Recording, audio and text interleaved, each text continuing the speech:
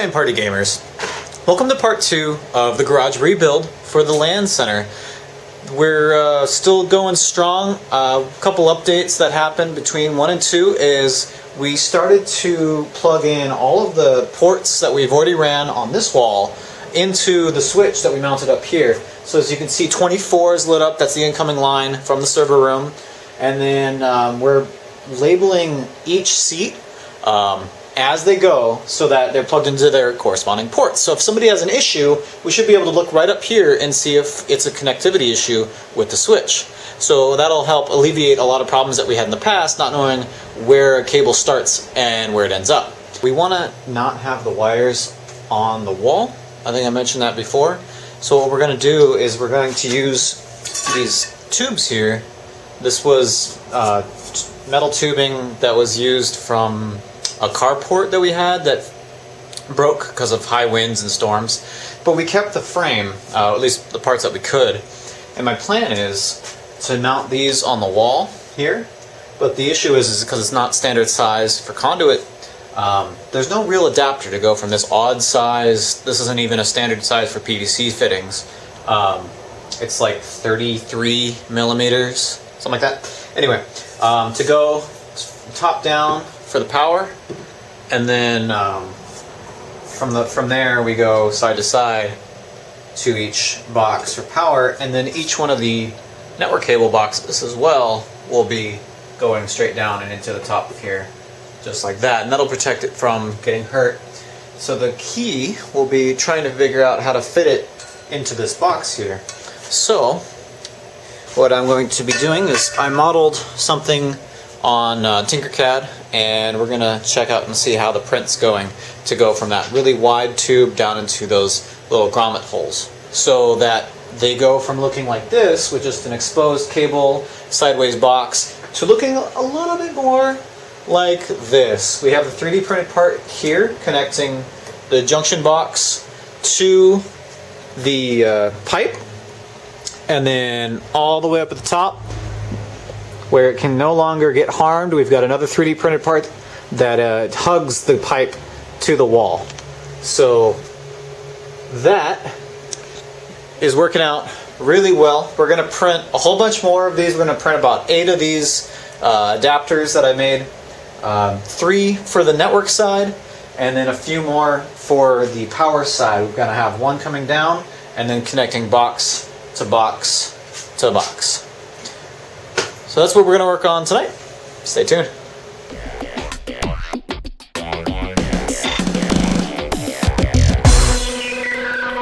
Just an update. This was version 1.0, and it's just a slip. There's just friction holding it in here. It can be lifted up and out like that. For the network, that's fine. Version 2.0 had these clips, so it's a little bit wider here, and it actually can't pull out. But it's a little tall, and these were a little bit brittle. So on the next version, I made this shorter and this much wider, so I actually had to tap it in with a hammer, and now it's very secure. It's not coming out at all. Hey everybody, so another day and more work to do. We went ahead yesterday and finished up all of the electrical on the big white wall. As you can see, the 3D printed fittings for this tubing worked perfectly. They snap right in. There's no movement at all. They're very secure, and all the power goes from one to the other, down to the end. And I tested it with some load. I've got this big old box fan. No issues whatsoever. Perfect. So next on the agenda, I decided that we've been running in the garage here. It's been a little quiet unless we run like a Bluetooth speaker or something out of our phones. So we're going to be updating the sound solution for the room. So what that means is we're not going to be running our left channel off of the old treadmill. We're not going to be running our center channel off of a guitar amp in the center, and we're not going to surely be running our right channel off of the speakers plugged into the projector or the projector itself. Come with me and I'll show you our something that we found when we were clearing out our garage for the garage sale. Decided not to sell these because I thought they would be perfect to mount these 2 speakers I found. I'll show you in a second, but they're going to go up here Okay, so here we have 4 screws. We've got 4 areas marked that they'll go into, washers, and with any luck, when we put those screws into the back of here, they won't pierce so far that they hurt the speaker. And they're gonna line up with 4 holes on this line here. So let's try it out and hope that I don't do anything irreparable. Okay, well that was fun climbing up there to do that. I got everything mounted, and I decided to mount it to where it's exactly vertical and positioned so that it's parallel to the floor. I'm not sure if that has any effect on the sound, but I decided that it looks better than having it follow the guidelines or the thing that it's mounted on, the metal. On the other side is where the power and everything goes in through, so hopefully you can see this, but it goes up and over. On this post here, it goes into the primary speaker, and the primary speaker is got all the knobs for treble, bass, and volume. That goes behind all the loaner computers, down the hole into the grommet that we made earlier, and then into the back of the computer. Now, that is how we get the sound out into your ears from the computer. How we get the sound in is another story. Now, obviously, if we're playing a YouTube video or playing music, VLC, something like that, it's just going to come from the computer. You just hit play, and it'll just come out of these speakers, no problem. But if we're doing console gaming, then obviously it's going to have a pass-through. So what we decided to do so far, we'll see how it works, is the projector has RCA in and a headphone jack out, so you can pass the sound through it. So what I've done is I put a long headphone jack extension cable that follows the VGA cable that connects the computer to the projector up this, and then it follows the same route as the other audio cables. It goes down and it goes into the line-in jack of the computer. And then on Windows, you can tell it to anything that you hear over line-in automatically play through the speakers. So it should be to where anything that goes through the projector, be it the Xbox, Rock Band, movie, anything that shows on the projector with RCA will get converted to 3.5 millimeter and then straight out the computer speakers, and we can use the computer to adjust the volume. It's time to start cleaning up this side again, which means that we need a place to store all of this stuff. So what we're going to do is we're going to build the same kind of shelving that we did before up above here, which means I have to take 2x4s or 2x6s, mount them to the walls at the same height as the ones we did on this side, and then create vertical posts and install everything with L brackets. So that's today's plan.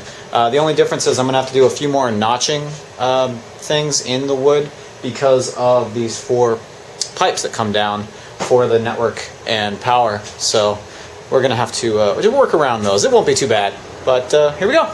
Okay, we got one section down. The other section, we found out that the wood is almost the same distance as these gaps here, so I just left it cut in half. We're going to have a little bit, probably about like an inch, a couple inch gap between each piece, but maybe I'll find a piece of wood to go in between them or not worry about it. But it's coming on pretty good. I used the piece of wood underneath that used to be right here, so it already had nails in it every 16 inches, so I was able to just cut it between the posts, use the existing nails and a couple extra screws and drywall anchors to keep it really secure. So it's in 2 studs, which is pretty nice with nails. And then I just used these small pieces of wood. They're a lot smaller than the ones we're using on the computer side because I can't imagine them holding up all that much weight. They're actually posts that you used for marking posts. I cut the tips off and made them exactly 24 inches. And we're going to do it one more time. It's up. It's not the most pretty thing in the world, but it'll store household items that we used the hutch to store before, things like toilet tissue, canned goods, just stuff that we don't want laying around the garage. And then I joined the 2 pieces with another piece of wood to span the gap so that it's another few inches longer. Not bad for free, considering that this was just scraps that we had from the previous shelf. So, cool. It was a long day yesterday. I didn't do any filming because everything I was doing was basically fixes to stuff that was already in place. All the networking is finished.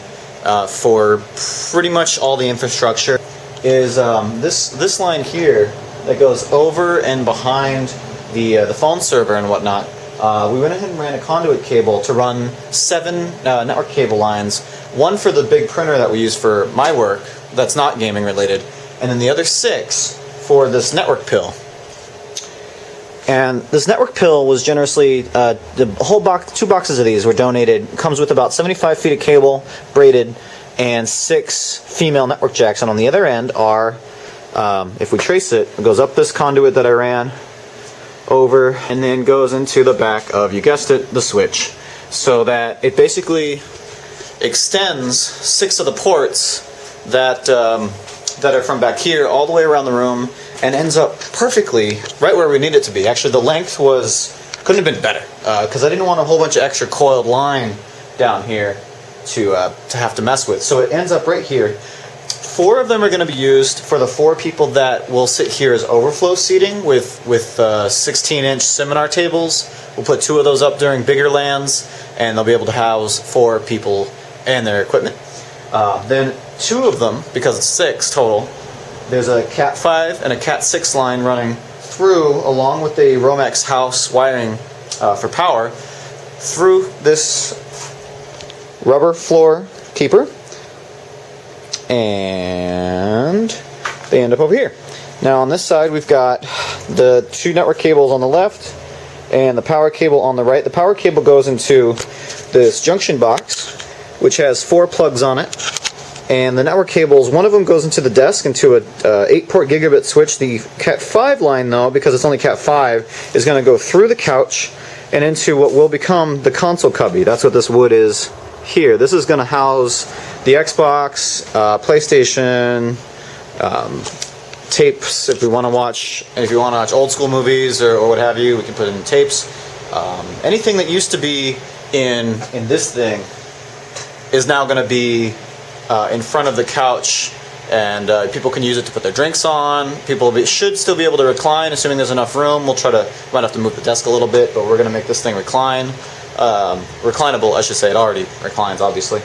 And that's pretty much it. So my next steps for today, I'm going to try to finish up the center table. So the center table got power, awesome, and it's got networking, assuming I get the network switch in. If not, I'll have to wait till the next couple days. But what I want to do is I want to come, if you come up underneath, I'll show you here. So this is the centerpiece that gives the tabletop its strength, and it runs the entire length of the table, as you can see. And in the middle, I want to have a square hole cut out to put network jacks, female network jacks for the switch that's going to be in here to run its lines to, its patch cables to, and a hole circle drilled here to run a power strip. And I want to mount the power strip right about here on both sides, so that both sides, it's an 8-port switch I bought.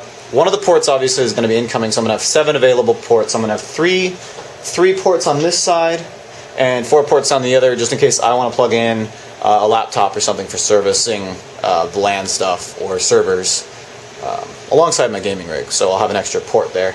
We're going to go ahead and finish off the last leg of this power. We've got a 20 amp breaker here that's unused. What we're going to do is we're actually going to stick an outlet here against a stud and put it on the outside of the wall, so that the people that are playing in the overflow area on the side of the house will have a dedicated 20 amp breaker with nothing else attached to it. The Xerox, the phone system, any of the sheds where we do work will not be interfering with their gameplay, causing some possible damages. So this will be a great addition to an already awesome setup, and possibly let us put in a couple extra seats on the side of the house.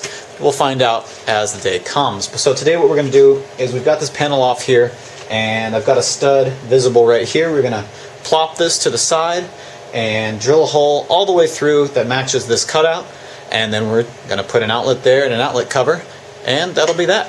Pretty simple, I think, I hope. We'll see how hard it is to drill through the stucco when we get to that part, so stay tuned.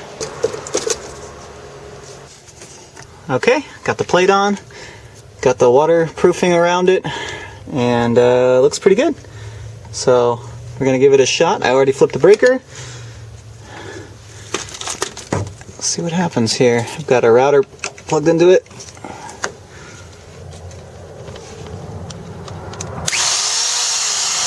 Yeah, baby! Outside power. Cool. And now everything is properly labeled. We've got the garage walls, the center plug, and the outside plug all labeled. And then on the outside of the house,